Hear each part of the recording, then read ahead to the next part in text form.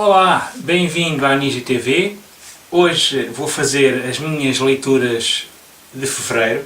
Vou já um bocadinho atrasado, mas mais vale tarde do que nunca, por isso vamos já começar e vou-vos mostrar o que é que li em fevereiro. Vou aqui à minha cabulazinha e então, logo no dia 2 de fevereiro, li este livro do Kazuo Ishiguro, que recebeu o Prémio Nobel em 2017. Chama-se O Gigante Enterrado. Foi um livro gentilmente oferecido pela Gradiva, a editora em português do Kazuo Ishiguro. E é um romance completamente diferente do que estamos habituados a ler do Ishiguro. Ou seja, este é o seu primeiro romance de fantasia medieval. Isto conta a história de um casal de idosos que se chamam Axel e Beatrice, que vivem no meio de uma floresta. Isto passa-se, suponho eu, que em Inglaterra, ou numa Inglaterra alternativa, e eles decidem ir numa jornada para irem ter com o seu filho, que os abandonou há bastante tempo. Ao longo desta jornada vão conhecendo novos personagens e, ao mesmo tempo, eles vão se recordando de algumas situações e algumas cenas, de alguns acontecimentos que tiveram com o filho e ao longo da sua vida. Isto porque é que eles se vão recordando? Porque há um dragão que lançou uma espécie de uma névoa de fumo que faz as pessoas esquecer de todos os acontecimentos ao longo da sua vida. Pronto, então o que conta isto é a jornada do casal em busca do seu filho, e é um romance que li numa assentada, uma escrita super fluida, um pouco diferente do estilo, como disse, habitual do Ishiguro, mas lê-se muito bem. Tem um final em aberto, por isso quem sabe se não vai haver uma espécie de continuação. E foi então a minha primeira leitura do mês de fevereiro. A segunda leitura do mês de fevereiro foi este, deixem-me pôr aqui, Kensuke Kingdom. Foi um livro que a Cristina do Books and Beers me enviou, me ofereceu. Tem aqui até uma cartinha de amor. E é um livro, é uma literatura infanto-juvenil, em inglês, e conta a história de um jovem rapaz que faz uma viagem com os seus pais, uma volta ao mundo, faz uma viagem de volta ao mundo, até que um dia, volta ao mundo em barco, até que um dia naufragam e o jovem vai parar a uma ilha onde encontra o Kensuke, que é um velho japonês que também sofreu um naufrágio na altura da Segunda Guerra Mundial. Ele era da Marinha e então num naufrágio ele conseguiu chegar a uma ilha e viver nessa ilha até ter encontrado este jovem. E então é a história deles os dois na ilha, a contarem histórias de um e de outro, e ao mesmo tempo o jovem a querer voltar a casa porque tem saudade dos pais. É uma história muito bonita, ganhou também o Children's Book Award. Estas edições também são muito bonitas, capa dura, com uma lombada em veludo, e é da coleção Heritage da Egmont, por isso vale a pena. Quem tem jovens e já saibam ler inglês, quem tem filhotes jovens e saibam já ler inglês, é uma boa escolha. E é uma história muito... tem coisas divertidas, mas também tristes. É um bom livro para jovens. Depois, no dia 10 de fevereiro, li o segundo volume de My Hero Academia, que se chama... O título Explode Nerd Maldito, pronto, que é a continuação da aventura de Midoriya na escola de heróis. Isto é lançado pela Devir, o número 3 deve estar aí a rebentar, por isso estou curioso. Estou a gostar de ler, pronto, apesar de cada vez menos eu ler este tipo de mangá mais, entre aspas, comercial. Prefiro ler os Gekigas e coisas mais independentes, mas está a ser uma boa leitura e espero que a Devir continue a lançar isto, não é? Porque está a fazer um bom trabalho e digo já uma meia surpresa. A Devir em breve vai lançar um título daqui e daqui. Por isso fiquem atentos, eu posso revelar ou num próximo vídeo, ou então mesmo no site do Clube Otaku, que é um site que eu tenho sobre cultura japonesa. Por isso é uma questão de irem visitando o site e estarem atentos. No dia 15/2 li este mangá, One Shot, de ficção científica em francês, editado pela Casterman. Foi um dos livros, um dos mangás que eu comprei, falei há pouco tempo, comprei no marketplace do Facebook. De vez em quando encontram-se lá coisas interessantes. Além disso esteve a muito bom preço, por isso é que eu também o comprei. E então é uma história chamada Le Robot de l'Espace, de Takayama, tem um desenho clássico dos anos 80, 90, um desenho muito bom. Podem ver aqui. Isto conta a aventura de 3 personagens que estão numa cidade a fazer as suas vidas normais, até que há uma explosão nessa cidade e algo os atacou. E a partir daí a história desenvolve-se num universo mesmo de ficção científica, de um pouco também a realidade virtual. E é uma aventura espacial. Quem gosta de ficção científica é muito interessante. Para já é um one shot, por isso lê-se muito bem. O desenho é muito bom, é daqueles desenhos mesmo da estética anos 80, 90, sim, se calhar 80, 90, já agora deixem-me ver aqui a data. 90, exatamente, 95 saiu no Japão e depois 96 saiu esta edição, que é a primeira edição pela Casterman. Faz algumas situações aqui, mesmo fatos, faz lembrar muito Ghost in the Shell, por isso se gostam, aliás, está aqui uma imagem que, se não é cópia, é uma excelente homenagem à Major Katsunagi, por isso uma boa recomendação para os amantes da ficção científica.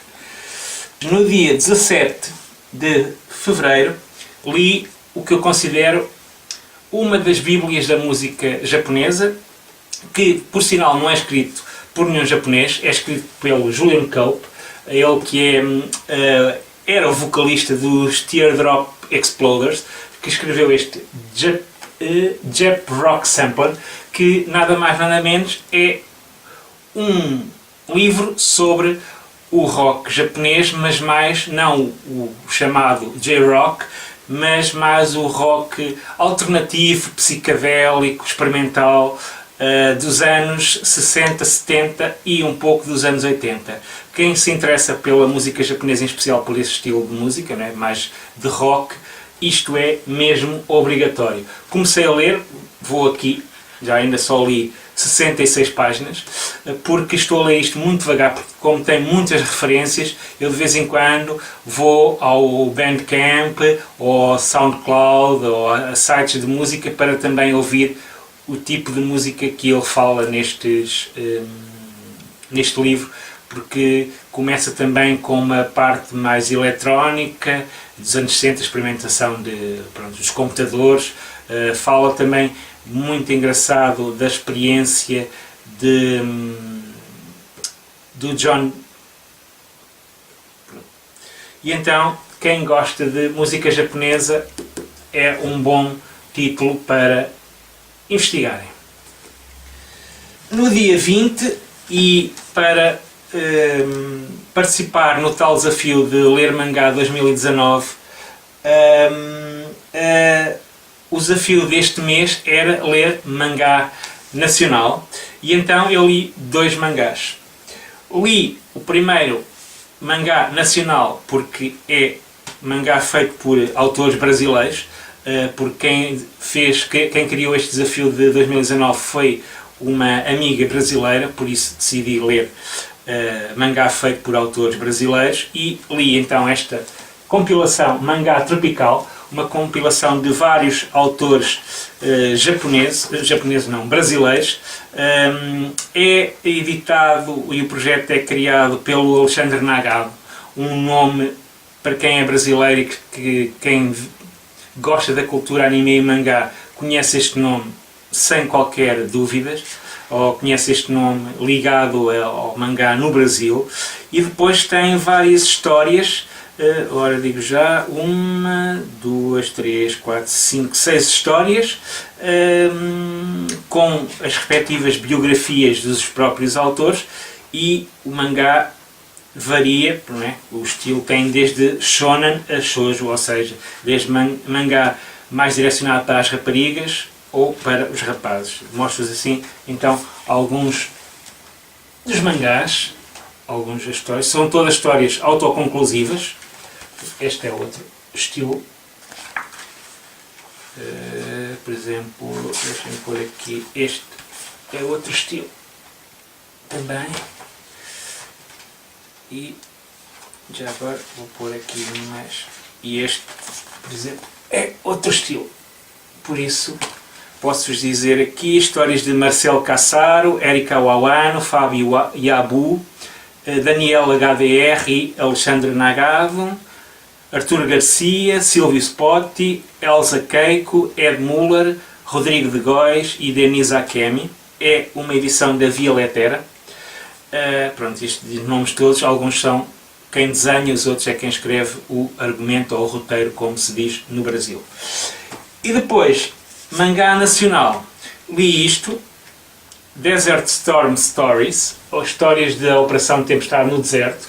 É um mangá desenhado por Bruno Jorge Rola, que é uma edição, uma auto-edição, aquele estilo print on demand da Amazon. Ainda venho aqui com as coisas que eu gosto de guardar, estas coisas todas. Pronto, é uma história passada na Guerra do Golfo, com os americanos. Portanto, argumento e desenhos de Bruno Jorge Rola, e posso-vos mostrar então o estilo de desenho.